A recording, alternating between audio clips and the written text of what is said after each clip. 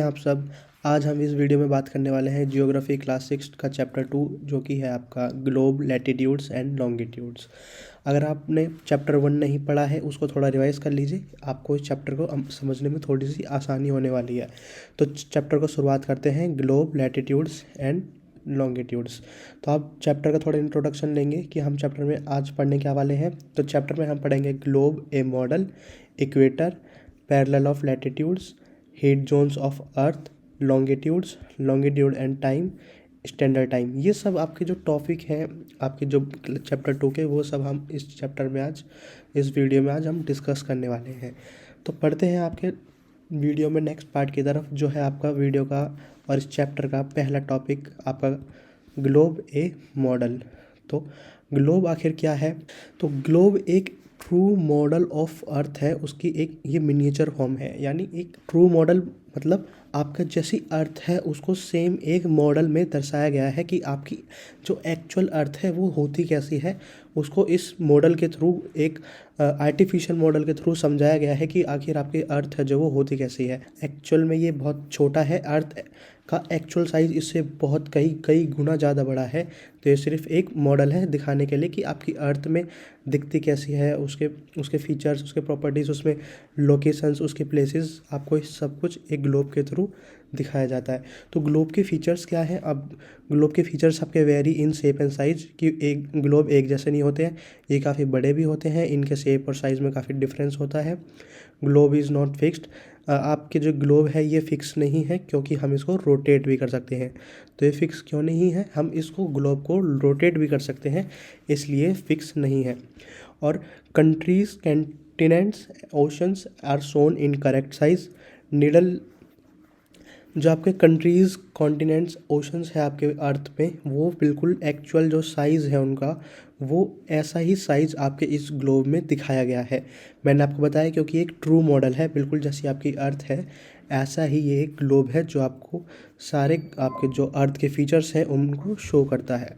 A needle is fix through the globe called axis a reference point. आपकी जो globe में से एक निडल, इस जैसा कि आप देख पा रहे हैं इस पिक्चर में, ये आपका ग्लोब है।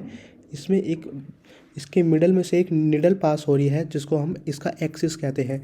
ये एक पॉइंट ऑफ रेफरेंस है, जिससे रेफरेंस पॉइंट मतलब जिससे हम मान के चलते हैं कि यहाँ से हम इसको मानेंगे, और इसके यहाँ से हम यहाँ से शुरुआत करते हैं सारे पॉइंट को मानने, लोकेट करने की, उनको लोकेशन को प्लेस करने की। ये इस एक्सिस से हम उन सब की शुरुआत करते हैं, क्योंकि एक पॉइंट ऑफ रेफरेंस है। और इसलिए मैंने आपको बताया कि ग्लोब फिक्स क्यों नहीं है, क्योंकि ये आपका एक इसमें से एक निडल पास हो रही है, और जिसके थ्रू हम इसमें प्लेसेस को लोकेट कर सकते हैं with the help of this needle, because ये it's a axis of its globe.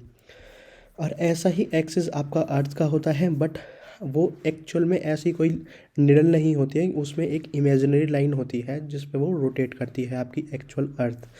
तो needle means axis have two poles. जो आपकी एक्सिस है, जैसे कि मैंने आपको दिखाया, ये आपके एक्सिस है, यहाँ पे इसके टू पोल्स है, that one is north pole and this one is south pole. आपके ग्लोब में भी दो पोल्स आपके दिए हुए हैं, एक नॉर्थ पोल, एक south pole. Move around the needle means axis from west to east as earth moves.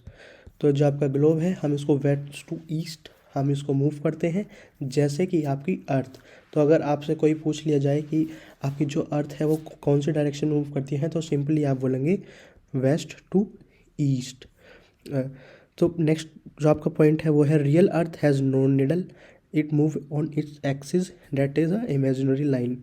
जैसे मैंने आपको बताया अभी कि जो रियल अर्थ है उसमें ऐसी कोई निडल नहीं होती है, वो अपने एक्सिस पे मूव करती है, और वो एक्सिस एक इमेजिनरी लाइन है। बट इसमें क्यों हम आपकी जो ये ग्लोब है, ये किस लिए हम इसमें ये एक्सिस पढ़ रहे हैं एक निडल, क्योंकि आपको समझाने के लिए, कि एक्चुअल में आपकी अर्थ होती कैसी है, आपकी अर्थ, उसके फीचर्स को समझाने के लिए यहाँ पे ग्लोब का यूज़ किया गया है। तो बढ़ते हैं चैप्टर में नेक्स्ट पार्ट की तरफ, जो कि आपका इक्वेटर। तो इक्वेटर भी एक इमेजिनरी लाइन है, जिसको हम एक ये भी एक रेफरेंस पॉइंट है आपका इक्वेटर, जिससे हम आपके लोकेशंस को, प्लेसेस को अर्थ में लोकेट करने के लिए यूज़ करते हैं। पढ़ते हैं इक्वेटर की तरफ। जो इक्वेटर क्या है चलिए समझते हैं। In imaginary circular line divides globe in 2 equal parts. जो आपकी इक्वेटर है वो एक इमेजिनरी सर्कुलर लाइन है, क्योंकि आपका जो ग्लोब है वो एक स्फीयर पार्ट में है। इक्वेटर है ये भी एक सर्कुलर लाइन है, इमेजिनरी सर्कुलर लाइन है। एक्चुअल में अर्थ में ऐसी कोई लाइन नहीं है, पर ग्लोब में आपकी ये एक इमेजिनरी लाइन है जो आपको शो करने के लिए, आपका लोकेट करने के लिए प्लेसेस को आपको दी गई है, आपको दर्शाई गई है। तो आपका नेक्स्ट फीचर क्या है इक्वेटर का? Northern half called northern hemisphere and southern half called southern hemisphere. तो ये जो इक्वेटर है आपकी, ये जैसा कि आप इस पिक्चर में देख पा रहे हैं, ये इक्वेटर, ये जो आपकी इक्वेटर है आपके दो, पूरे अर्थ को 2 पार्ट्स में इक्वली डिवाइड करती है। तो इसका जो नॉर्थन वाला पार्ट है, ये वाला पार्ट है, इसको हम नॉर्थन हेमिस्फीयर कहते हैं। और जो उसका इक्वेटर से जो नीचे का पार्ट है उसे हम सदर्न, क्योंकि वो साउथ पार्ट में है, उसे हम सदर्न हेमिस्फीयर कहते हैं। Reference point two locate places on earth, जैसे कि मैंने आपको बताया, ये भी एक रेफरेंस पॉइंट है अर्थ में लोकेशंस को लोकेट करने के लिए। तो ये भी आपकी इक्वेटर है, वो एक इमेजिनरी सर्कुलर लाइन है। तो ये था आपका इक्वेटर। अब बढ़ते हैं नेक्स्ट पार्ट की ओर आपके इस चैप्टर के, वो है आपका पैरेलल्स ऑफ लैटिट्यूड्स। जैसा कि हमने पिछले प्रीवियस पार्ट में आपके इक्वेटर को पढ़ा, जो आपकी इक्वेटर है वो 0 डिग्री लैटिट्यूड को रिप्रेजेंट करती है। Since the distance from the equator to the either of the poles is 1/4 of a circle round the earth. जो आपका डिस्टेंस है इक्वेटर से दोनों पोल्स की तरफ, वो बिल्कुल इक्वल है, वो 1/4 है 360 डिग्री का। तो 1/4 360 डिग्री का कितना हो गया? Date is 90 degree. तो आपका जो इक्वेटर से दोनों पोल्स की ओर, यानी साउथ पोल और नॉर्थ पोल की ओर, जो आपका डिस्टेंस है वो 1/4 है 360 डिग्री का। तो वो कितना हो गया 1/4 360 का? That is 90 degree. Thus 90 degrees north latitude marks the north pole and 90 degree south latitude marks the south pole. As मैंने आपको जैसे कि बताया, जो आपका नॉर्थ पोल है वो 90 डिग्री नॉर्थ लैटिट्यूड बोलते हैं हम उसे, 90 डिग्री नॉर्थ लैटिट्यूड होगा वो। और जो आपका इक्वेटर के साउथ में है उसे हम 90 डिग्री साउथ लैटिट्यूड मार्क करेंगे। बढ़ते हैं आगे इस वीडियो में। का पार्ट है पैरेलल्स ऑफ लैटिट्यूड में आपका जो एक बहुत ही इंपॉर्टेंट पार्ट है, और as such all parallels north of the equator are called north latitudes. Similarly, all parallel south of the equator are called south latitudes। जैसे कि मैंने आपको बताया, इक्वेटर के नॉर्थ में जितने भी आपके नॉर्थ पैरेलल्स यानी पैरेलल ऑफ लैटिट्यूड्स हैं, जो भी आपके इक्वेटर में पैरेलल्स ऑफ लैटिट्यूड्स हैं, जो आपकी इमेजिनरी लाइन है, उन सबको हम नॉर्थ लैटिट्यूड्स बोलते हैं। और सिमिलरली जो आपके इक्वेटर के साउथ में जो पैरेलल ऑफ लैटिट्यूड है, उन सबको हम साउथ लैटिट्यूड बोलते हैं। The value of each latitude is therefore followed by each word north and south. जो आपके ईच लैटिट्यूड की जो आपकी वैल्यू है वो वर्ड से डिनोट की होती है, नॉर्थ और साउथ। तो आपका generally this is indicate by the letter N और S, north for N and S for south. ये आपका इन आपके जो लैटिट्यूड्स है आपके नॉर्थ और साउथ, उनको हम आपके एन और एस लेटर से डिनोट करते हैं। तो आपको एक एग्जांपल दिया गया हुआ है आपकी बुक में, आप उसको थोड़ा पढ़ेंगे तो for example Chandrapur in Maharashtra and Belo Horizonte in Brazil are located on parallels of about 20 degree latitude. तो आपको एक बुक में एग्जांपल दिया गया है कि जो आपका चंद्रापुर है महाराष्ट्र में, वो इंडिया में लोकेटेड है, और जो आपका बेलो नाम की एक जगह है वो आपकी ब्राज़ील एक देश है उसमें लोकेटेड है। पर दोनों का जो लैटिट्यूड है वो दोनों ही 20 डिग्री है। तो हम पता कैसे लगाएंगे कि आखिर दोनों में से कौन सा साउथ में है और कौन सा नॉर्थ में है? इसलिए हमने इक्वेटर को एक रेफरेंस पॉइंट माना बीच में, और इसको नॉर्थ पार्ट को इसको नॉर्थ लैटिट्यूड बोल दिया, और इसका जो साउथ और जो इक्वेटर का जो साउथ पार्ट है उसे हमने साउथ लैटिट्यूड बोल दिया। इसलिए इनकी जो नॉर्थ और साउथ की जो डिग्री वैल्यू है आपकी, उनको हम एन और एस से डिनोट करते हैं। इसलिए आपका जो बेलो है वो आपके ब्राज़ील में है, जो उसको हम 20 डिग्री साउथ लैटिट्यूड में बोलेंगे। और जो आपका चंद्रपुर है महाराष्ट्र में, हम उसे 20 डिग्री नॉर्थ लैटिट्यूड में बोलेंगे। तो इससे हमको काफ़ी ईज़ हो जाता है अर्थ में लोकेशंस को लोकेट करने के लिए। तो बढ़ते हैं आपके नेक्स्ट पार्ट की तरफ, जो कि है आपका important parallels of latitudes.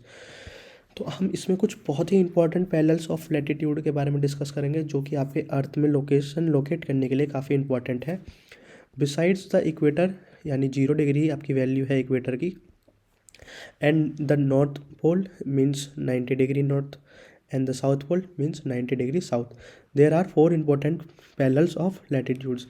Equator, north pole, south pole के अलावा भी आपके 4 इंपॉर्टेंट पैरेलल्स ऑफ लैटिट्यूड है, जो हमारे अर्थ के रेफरेंस पॉइंट है, जिनसे हम लोकेशंस को ईजिली लोकेट कर पाते हैं। तो फर्स्ट आपका जो पैरेलल्स ऑफ लैटिट्यूड है वो है आपका ट्रॉपिक ऑफ कैंसर। ये भी एक इमेजिनरी लाइन है, जिसकी वैल्यू यहाँ पर दी गई है 23.5 डिग्री नॉर्थ। तो आपकी जो ट्रॉपिक ऑफ कैंसर है ये नॉर्थन हेमिस्फीयर में लाई करती है। देखिए जैसा कि आप इस पिक्चर में देख पा रहे हैं, ये हो गया आपका नॉर्थन हेमिस्फीयर, ये आपका इक्वेटर हो गया, और इक्वेटर के जो अबव है आपका नॉर्थ पार्ट है, इसे हम नॉर्थन हेमिस्फीयर भी कहते हैं। और इसमें आपका जो सेकंड है वो है tropic of Capricorn. Tropic of Capricorn की जो आपकी वैल्यू दी गई है वो है 23.5 degree south in the southern hemisphere. तो आपका ये सदर्न हेमिस्फीयर हो गया जो इक्वेटर के डाउन तरफ है, यानी जो इक्वेटर के जो डाउनवर्ड है वो आपका सदर्न हेमिस्फीयर हो गया।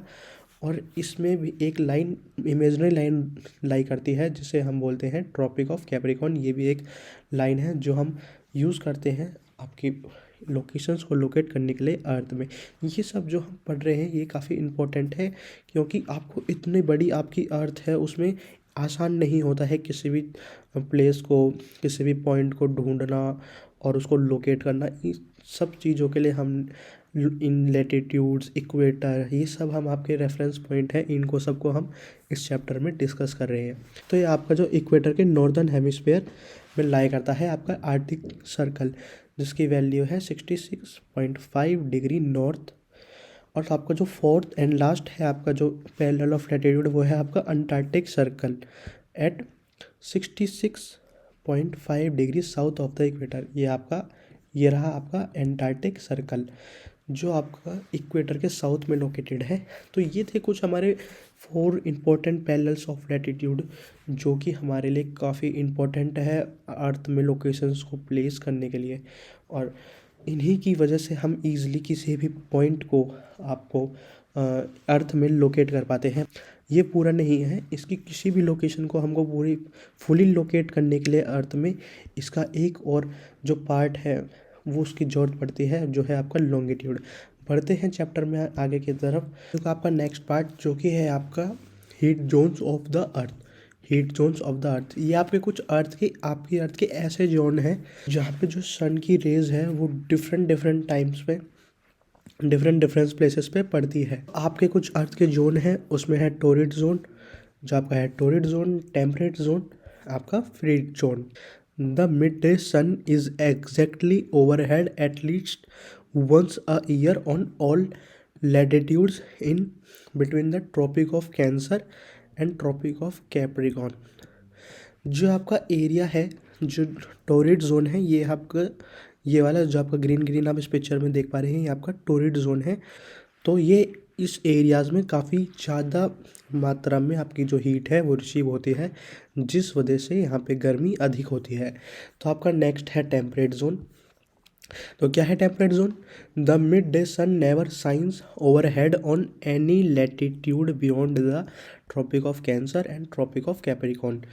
तो टेम्परेट जोन्स में जो आपके टेम्परेट जोन्स यहाँ पे दिए गए हैं, आपका ये वाला एंड आपका ये वाले जो आपके जोन्स है, जो आपको स्किन कलर में कुछ दिखाई दे रहे हैं, ये the mid day sun never shines overhead on any latitude beyond the tropic of Cancer and tropic of Capricorn. इन जोन्स में ट्रॉपिक ऑफ कैंसर और ट्रॉपिक ऑफ कैप्रिकॉर्न के अलावा किसी भी लैटिट्यूड में आपका जो सन है वो सिर के ऊपर नहीं होता है। नेक्स्ट क्या कह रहा है? The angle of sun rays goes on decreasing towards the pole.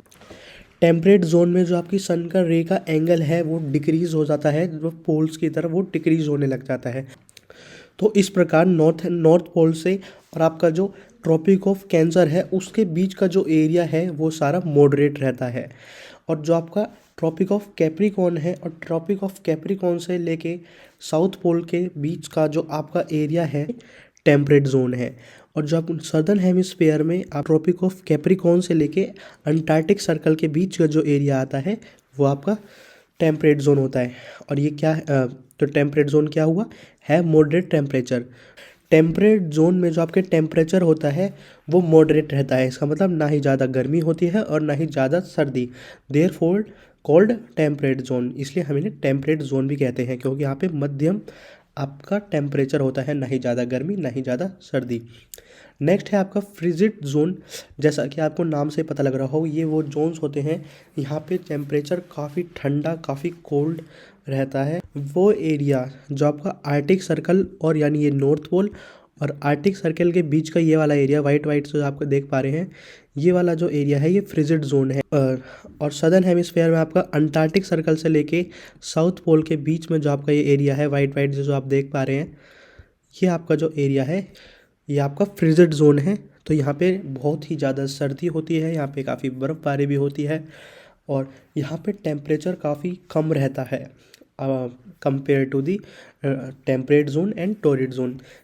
Frigid zone में सन की जो रेज होती हैं वो होराइजन से अबव यानी उसके ऊपर तक नहीं जा पाती है, इस वजह से यहाँ पे काफ़ी ठंड होती है। It rays are always slanting and provides less heat. तो यहाँ पे जो सन की रेज है वो काफ़ी तिरछी रहती हैं, तिरछी रहने की वजह से जो यहाँ पे गर्मी है वो बहुत ही ना के बराबर ही ना की मात्रा में होती है, इसलिए ये फ्रिजिड जोन्स हम इनको कहते हैं, मीन्स वेरी कोल्ड। जैसा कि आप यहाँ पे देख पा रहे हैं, frigid means very cold. Thank you for watching this video, we will meet in the next part. Please don't forget to give your feedback in the comment box. Thank you.